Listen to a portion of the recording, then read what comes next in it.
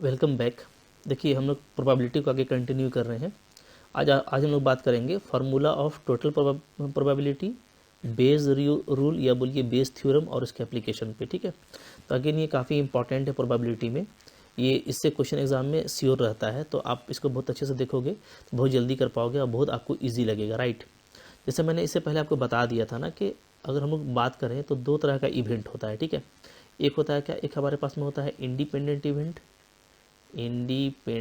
Event और एक हमारे पास में क्या होता है, एक हमारे पास में होता है डिपेंडेंट। ठीक है, उसका उल्टा क्या होगा, उसका उल्टा हो जाएगा आपका डिपेंडेंट। ओके, अगर दो इवेंट अगर आपका इंडिपेंडेंट है तो सिंपली आप क्या करते हो, पी ए इंटरसेक्शन बी का फॉर्मूला आपका हो जाता है P A into P B, right. लेकिन अगर आपका डिपेंडेंट इवेंट है यानी कि एक जो है दूसरे पर डिपेंड करता है, तो ऐसे केस में क्या होता है, ऐसे केस में ये होता है कि जो आपका इवेंट पहले अकर्ड हुआ है, ठीक है, जैसे मान लीजिए ए जो है आपका वो क्या है, वो आपका फर्स्ट अकर्ड हुआ है और उसके बाद अगर आपका बी अकर्ड होता है, मान लीजिए बी जो है उसके बाद सेकेंडली जो है आपका वो बी अकर्ड होता है और अगर बी ए पे डिपेंड करता है, ठीक है, ओके, बी मान लीजिए ए पे क्या करता है, डिपेंड करता है, तो ऐसे केस में क्या होता है कि ए को हम लोग सैंपल स्पेस की तरह ट्रीट करते हैं फॉर बी, क्योंकि डेफिनेटली अगर बी ए पे डिपेंड करता है तो अब बी का जो अकरेंस है वो ए पे डिपेंड करेगा। ठीक है, तो ऐसे केस में हम क्या निकालते हैं, हम निकालते हैं probability of B conditional to A, या बोलते हैं probability of B when A is already occurred. ये मैंने पूरा आपको जो कंडीशनल प्रोबेबिलिटी है इससे पहले वाले लेक्चर में अच्छे से बता दिया था, तो आई होप आपने वहाँ से इसको अच्छे से देख लिया होगा कि कंडीशनल प्रोबेबिलिटी क्या होता है। तो ये होता है मेनली डिपेंडेंट इवेंट के लिए। ठीक है, तो इंडिपेंडेंट वाले में तो वो होता है, लेकिन डिपेंडेंट वाले में ये होता है। और फिर हम लोग ये देखे थे कि इसका फॉर्मूला क्या हो जाता है, P A intersection B divided by P A. ठीक है, जो भी नीचे में रहता है वो। तो यहाँ से आप ये बोल सकते हो कि अब मैं यहाँ से अगर लिखना चाहूँ तो ये लिख सकता हूँ कि पी ए इंटरसेक्शन बी क्या हो जाएगा, ये सिंपली हो जाएगा P A into P B condition to A. ठीक है, तो डिपेंडेंट वाले केस में आप देखेंगे कि डिपेंडेंट वाले केस में इस तरह का जो फॉर्मूला था जो इंडिपेंडेंट में डायरेक्टली होता है, वो इंडिपेंडेंट में क्या होता है, इंडिपेंडेंट में ऐसे होता है कि पहले पी ए होगा इंटू क्या हो जाएगा, इंटू हो जाएगा probability of B condition to A, क्योंकि ए पे वो डिपेंड कर रहा है, राइट। तो बहुत ईजी है समझना इसको, ओके। और ये काफ़ी इंपॉर्टेंट है, अगर आप देखोगे तो इंडिपेंडेंट वाला केस में जनरली क्या होता है कि आप डायरेक्टली काम कर पाते हैं, डिपेंडेंट वाले में आप इस तरीके से काम करते हैं। ठीक है, ये भी मैंने आपको अलग अलग बता दिया है, कुछ एग्जांपल भी आपको दिया था, तो आई होप आपने उसको भी देखा होगा, राइट।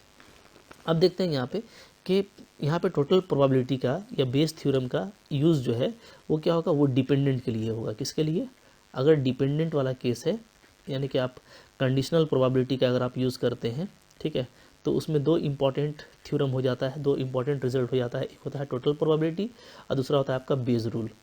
क्लियर है जी, तो हम लोग इस पर बात करेंगे। तो देखिए तब इसमें क्या होता है कि आपको सैम्पल स्पेस का पार्टीशन भी समझना होता है या किसी इवेंट का पार्टीशन समझना होता है। तो हम लोग स्टार्ट करते हैं सबसे पहले क्या, डिफिनीशन ऑफ पार्टीशन। पार्टीशन क्या होता है, ठीक है, देखिए एक collection of events S1 S2 Sn of a certain sample space और population S is called partition. Partition अगर है तो तीन चीज़ें होनी जरूरी है। पहला कि S1 S2 Sn ये सारा जो आपका सेट है वो म्यूचुअली एक्सक्लूसिव होना चाहिए। इसका मतलब ये है कि आप कोई भी दो ठो उठाओगे तो उसका इंटरसेक्शन क्या आना चाहिए, फाई आना चाहिए। ठीक है, कोई भी दो ठो आपस में क्या होना चाहिए, म्यूचुअली डिसजॉइंट होना चाहिए, ये इसका मतलब होता है। नंबर 2 ये कि सारे को आप यूनियन करोगे तो एस मिलेगा, तभी तो ये पार्टीशन कहलाएगा कि भाई सबको मिला देने से क्या हो जाएगा, वो एस हो जाएगा। इसको हम लोग क्या बोलते हैं, इसको हम बोलते हैं एग्जॉस्टिव प्रॉपर्टी। ठीक है, तो यानी जो एग्जॉस्टिव प्रॉपर्टी है वो भी सेट्स में होना चाहिए।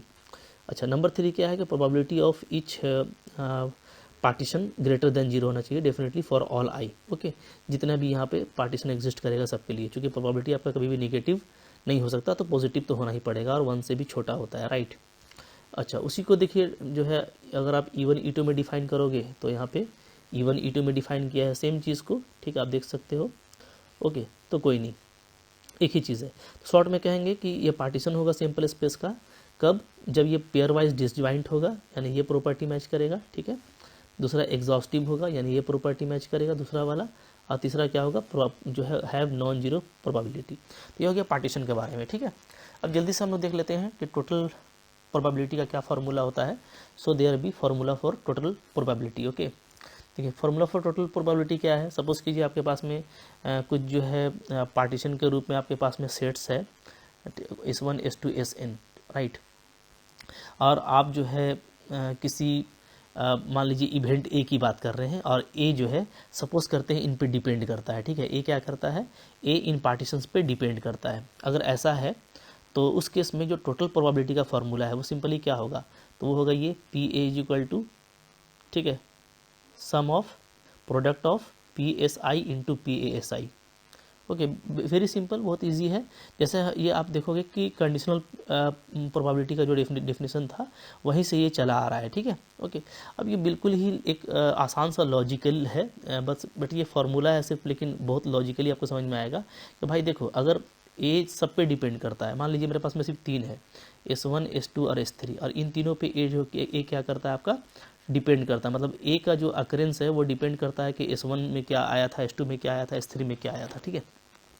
तो सिंपली अब मेरे को अगर निकालना है प्रोबेबिलिटी ऑफ ए, तो ये क्या होगा, तो ये आप ऐसे निकालोगे कि भाई ए का जब S1 के कंडीशन में क्या आया था, तब आपको यहाँ पे फिर क्या करना पड़ेगा, पी S1 से मल्टीप्लाई करना पड़ेगा, क्योंकि ये कंडीशनल प्रोबेबिलिटी है, ठीक है। तो कंडीशनल प्रोबेबिलिटी में हम लोग क्या करते हैं, मल्टीप्लाई करेंगे, तभी आपको टोटल प्रोबेबिलिटी मिलेगा। तो अगर S1 S2 S3 तीनों है, अगर सिर्फ एक होता तो यहीं पे ख़त्म हो जाता, लेकिन अगर तीनों है तो तीनों के लिए आप इसको निकालोगे बारी बारी से, ठीक है, इस टाइप से, फिर प्लस करोगे ए कंडीशनल टू S3, तो पी S3 से फिर मल्टीप्लाई करोगे। ये तो आप करते ही आ रहे थे, ठीक है। तो इसी को हम लोग क्या बोलते हैं, टोटल प्रोबेबिलिटी का फार्मूला बोलते हैं। अभी हम लोग इसका एप्लीकेशन देखेंगे तो आपके लिए ज़्यादा इजी हो जाएगा, ठीक है। यहाँ पे देखिए प्रूफ दिया हुआ है, और क्या आप प्रूफ भी देख सकते हो, बट प्रूफ आपके लिए ज़्यादा इंपॉर्टेंट नहीं है, अभी हम लोग प्रूफ पे बात नहीं करने वाले, राइट। अच्छा, इसके बाद हम लोग चलिए देखते हैं इसका एक क्विक एग्जाम्पल देखते हैं हम लोग कि कैसे टोटल प्रोबेबिलिटी के केस को आप डील करते हो, ठीक। So let us see a quick example. यहाँ पे देखिए मेरे पास में एक एग्जांपल है, एग्जांपल 1। क्या है कि एक अर्न है, an urn contains 5 red and 5 black balls. एक थैले में 5 रेड और 5 ब्लैक बॉल है। A ball is drawn at random, एक बॉल निकाला जाता है। इट्स कलर इज नोटेड, उसका रंग दिखा जाता है किस रंग का बॉल है। And is return to the urn, और उसको थैले में वापस डाल दिया जाता है, राइट। मोर ओवर, फिर क्या हुआ, फिर 2 additional balls of the colour drawn, जिस रंग का बॉल आपने निकाला था उसी रंग का, उसी कलर का 2 एडिशनल बॉल को फिर क्या करते हैं, पुट कर देते हैं अर्न में, ठीक है।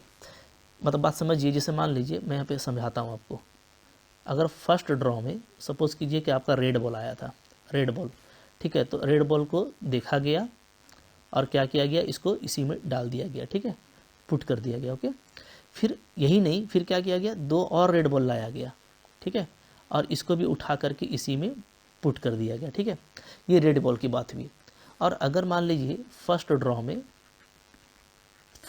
में अगर आपका ब्लैक बॉल है, ठीक है, मान लीजिए ब्लैक बॉल है, तो ब्लैक बॉल निकला, अगर आपने ब्लैक बॉल निकाला तो फिर उसको यहाँ पे डाल दिया गया और 2 और ब्लैक बॉल लाया गया, ठीक है, एडिशनली, और उसको भी इसमें डाल दिया गया। ये क्वेश्चन आपका कह रहा है कि जो भी रंग का बॉल फर्स्ट ड्रॉ में निकला था उसको देख करके उसी में डाल दिया गया, और 2 एडिशनल बॉल को और ला करके डाला गया जो उसी रंग का था जिस रंग का बॉल आप निकाले थे, ठीक है, क्लियर है। अच्छा, फिर क्या है, अब उसके बाद एक थर्ड ड्रॉ है, then a ball is drawn at random, ये सेकेंड ड्रॉ होगा। तो अब एक बॉल और निकाला गया सेकेंड ड्रॉ में, तो what is the probability that the second ball is red. तो अब जो सेकेंड ड्रॉ में बॉल निकल रहा है वो रेड आएगा, इसका क्या चांसेस है। बहुत ही अच्छा क्वेश्चन है, गुड क्वेश्चन इसको कहते हैं हम लोग, ठीक है, और इम्पॉर्टेंट है इसलिए कि ऐसा क्वेश्चन एग्जाम में आया है और बहुत ही अच्छे से आप इसको बना सकते हो ईजिली, क्लियर। तो पहले हम लोग यहाँ पे क्या करेंगे, यहाँ पे हम लोग 2 जो है इवेंट ले लेते हैं। Late S1 and S2 B events, ठीक है, दैट चूँकि फर्स्ट ड्रॉ की बात है तो पहले हम लोग फर्स्ट ड्रॉ की बात करेंगे, फिर सेकंड ड्रॉ की बात करेंगे। तो हम फर्स्ट ड्रॉ की बात कर रहे हैं, ठीक है। That a red and A black ball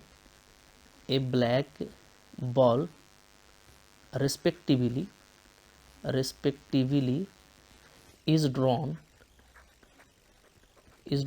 in first draw, right। तो इम्पॉर्टेंट क्या है, इम्पॉर्टेंट ये है कि मैं अभी फर्स्ट ड्रॉ की बात कर रहा हूँ। फर्स्ट ड्रॉ में सपोज करते हैं कि अगर रेड बॉल निकला तो उसका इवेंट S1 था। S1 डिनोट करता है रेड बॉल के ड्रॉ होने की, और S2 डिनोट करता है ब्लैक बॉल के ड्रॉ होने की, ठीक है। तो S1 मीन्स कि आपके फर्स्ट ड्रॉ में रेड बॉल निकला, S2 मीन्स कि फर्स्ट ड्रॉ में आपका ब्लैक बॉल निकला। तो अब देखिए, अब ये तो इक्वली प्रोबेबल है क्योंकि दोनों 5-5 है, ठीक है। तो 5/10 दोनों का माने 1/2 आएगा। तो इस केस में आप देख सकते हो कि PS1 या PS2 फर्स्ट ड्रॉ के केस में सिंपली क्या आएगा आपका 5/10 यानी 1/2 आने वाला है, ठीक है। चाहे आप एक रेड निकालो या एक आप निकालो ब्लैक, इसी को हम लोग क्या बोलते हैं, इसको हम लोग बोलते हैं इक्वली प्रोबेबल, कि ये आपका इक्वली प्रोबेबल है, ठीक है, कि दोनों का प्रोबेबिलिटी क्या है आपका सेम है, राइट, ओके। अब चलिए अब बात करते हैं सेकेंड ड्रॉ की, ठीक है। सेकेंड ड्रॉ जो कि इंपॉर्टेंट है। अब देखिए यहाँ पे सेकेंड ड्रॉ को समझिएगा, क्योंकि फर्स्ट ड्रॉ को हम लोगों ने लिया है, अगर रेड बॉल आता है तो S1 से इस इवेंट को लिया है, और हम लोग का फर्स्ट ड्रॉ में अगर ब्लैक आता है तो उसको हम लोगों ने S2 से दिया है, ठीक है। तो आप ध्यान दीजिएगा, बहुत इजी हो जाएगा। तो मैं ये कहूँगा, ठीक है, if red ball is drawn in first draw, ठीक है, देन क्या है, देन इसको वापस डाल दिया जा रहा है, देन रिटर्न्ड इनटू अर्न, इसको वापस थैले में डाल दिया गया, और क्या किया, एंड 2 एडिशनल वही कलर का रेड बॉल, यानी 2 additional red ball is put in earn. तो क्या किया जाता है, अगर आपका फर्स्ट ड्रॉ में रेड बॉल आया तो इसको तो डाल ही दिया गया थैले में, 2 और रेड बॉल ला करके डाल दिया गया, देन क्या हो गया, देन तो आप देखोगे कि नंबर ऑफ रेड बॉल क्या हो जाएगा, तो नंबर ऑफ रेड बॉल्स आपका हो जाएगा इस केस में 7, चूँकि पहले से 5 था, एक निकाल के डाल दिए तो 5 ही रहा, फिर 2 और डाल दिए तो 7 हो गया, ठीक है। और जो ब्लैक बॉल्स हो जाएगा वो क्या हो जाएगा, वो आपके पास में हो जाएगा 5, चूँकि इसको कुछ नहीं किया गया है, ठीक है। अच्छा, इसी तरीके से अगर मान लीजिए कि आपका जो है तो हो गया रेड का, अगर हम लोग बात करें ब्लैक का, ठीक है, if black ball is drawn in first draw, अगर फर्स्ट ड्रॉ में ब्लैक बॉल को निकाला गया है, ठीक है, देन क्या, देन रिटर्न्ड इनटू अर्न, तो इसी को थैले में डाल दिया गया, और क्या किया गया, एंड 2 एडिशनल ब्लैक बॉल्स, ठीक है, आर पुट इन अर्न, और 2 ठो और ला करके डाल दिया गया। तो इस केस में क्या होगा, तो देन क्या हो जाएगा, इस केस में जो नंबर ऑफ आपका रेड बॉल से ध्यान दीजिएगा, ठीक है, तो वो तो 5 ही रहेगा, क्योंकि आपका ब्लैक निकला है तो आपने ब्लैक डाला है ज़्यादा, ठीक है, और ब्लैक बॉल्स क्या आ जाएंगे, तो ब्लैक बॉल्स आपके आ जाएंगे यहाँ पे 7, चूँकि 5 पहले से था तो आपका 2 और 7 हो गया, ठीक है। अब देखिए, अब जो क्वेश्चन डिमांड कर रहा है वो क्या है, वो क्वेश्चन कहता है कि what is the probability that the second drawn is red, second ball आपका रेड होना चाहिए। तो अब मैं उसको ई ले लेता हूँ, ठीक है, let E event, okay, let E be event that a red ball is drawn in second draw, ठीक है। सेकेंड ड्रॉ की बात करेंगे कि मान लेते हैं सेकेंड ड्रॉ में हमारा क्या आता है, एक रेड बॉल निकाला जाता है, ठीक है। तो अब देखिए, अब ई क्या है, ई डेफिनेटली डिपेंड करता है कि भाई फर्स्ट ड्रॉ में क्या था, तो ई डिपेंड करेगा क्या, पहले वाले इवेंट पे, यानी S1 पे डिपेंड करेगा, ठीक है। अगर S1 पे डिपेंड करता है तो S1 जो है वो सेट है जिसमें क्या था, जिसमें फर्स्ट ड्रॉ में रेड बॉल था, first draw has red ball. तो अगर फर्स्ट ड्रॉ में रेड बॉल था तो अब probability of red ball in second draw क्या हो जाएगा, देखिए, तो फर्स्ट बॉल में अगर रेड था, जैसा मैंने आपको यहाँ पे दिखाया हुआ है, ठीक है, यहाँ पर आप इसको अच्छे से देख सकते हो, ये अगर फर्स्ट ड्रॉ में आपका रेड था, यही फर्स्ट ड्रॉ में रेड वाली बात है, ठीक है। तो अब जो रेड बॉल का क्वांटिटी है वो 7 है, तो सेकेंड वाले में केस में आपका इस 7 में से कोई एक आएगा, ठीक है, और टोटल क्या हो जाएगा, 7 + 5 आपका 12, क्लियर, ठीक है।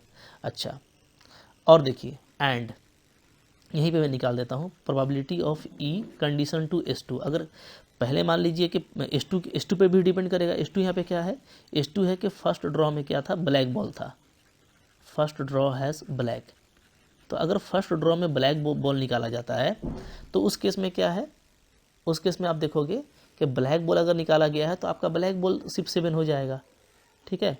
रेड बॉल आपका वही 5 रहेगा, बट आपको निकालना है क्या, आपको निकालना है रेड बॉल, तो इस 5 में से कोई आप एक लोगे, ठीक है। और टोटल क्या होगा, टोटल आपका हो जाएगा 12, राइट। तो अब आपको जो फाइनली जो निकालना है प्रोबेबिलिटी ऑफ ई, ठीक है, जो आपका रिक्वायर्ड प्रोबेबिलिटी है, रिक्वायर्ड प्रोबेबिलिटी, क्योंकि यहाँ पे आपको सिर्फ बोला है कि आपको निकालना है क्या, probability of red ball in second draw, in second draw, second draw में आपको एक रेड बॉल चाहिए, ठीक है। तो ये आपको सिंपली पीई चाहिए, ये तो नहीं कह रहा है कि 2-3 थैला था तो उसमें से, अगर उस तरह का क्वेश्चन रहता तो आपको वहाँ पे बेस थ्योरम लगाना पड़ता, ठीक है। वो एक अलग चीज़ है, हम लोग जो है इसके बाद वाले लेक्चर में उसको बात करेंगे। तो ये डेफिनेटली क्या है, टोटल प्रोबेबिलिटी का क्वेश्चन है। और इसको मैं अगर, चूँकि इस पर डिपेंड कर रहा तो मैं सिंपली क्या करूँगा, पहले E/S1 लूँगा कि S1 पे डिपेंड करेगा तो P S1 से मल्टीप्लाई कर दूँगा, ठीक है। फिर अगर मैं S2 पे ये डिपेंड कर रहा है तो फिर मैं P S2 से मल्टीप्लाई कर दूंगा, and this is nothing but the formula of total probability, okay. तो यही आपका टोटल प्रोबेबिलिटी है। तो अब यहाँ पे वैल्यू पुट अप कर दो, ये आपका 7/12 हो गया, ये 1/2 था, प्लस ये आपका देखिए होगा तो 5/12 है, 5/12, ये आपका फिर से 1/2 था। तो आपका वैल्यू क्या आ जा रहा है, 7 और 5 12, 12/24 यानी 1/2। तो 1/2 आ रहा है, कितना देखिए आसानी के साथ में इस तरह का क्वेश्चन बन गया, ठीक है। और ये ऐसे क्वेश्चन क्या होते हैं, डेफिनेटली इंपॉर्टेंट रहते हैं, तो आपको ऐसे क्वेश्चन को मिस नहीं करना, ठीक है।